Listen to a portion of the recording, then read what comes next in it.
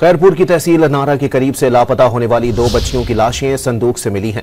दोनों बच्चियों की लाशें पुलिस ने तहवील में लेकर कानूनी कार्रवाई के लिए अस्पताल मुंतकिल कर दी। पुलिस के मुताबिक 5 साला सुमेरा और 6 साला वाजदा 2 रोज कबल लापता हुई थी।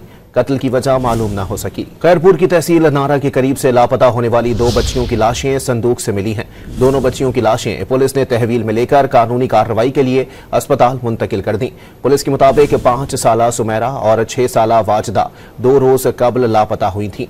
कत्ल की वजह मालूम न हो सकी। खैरपुर की तहसील नारा के करीब से लापता होने वाली 2 बच्चियों की लाशें संदूक से मिली हैं।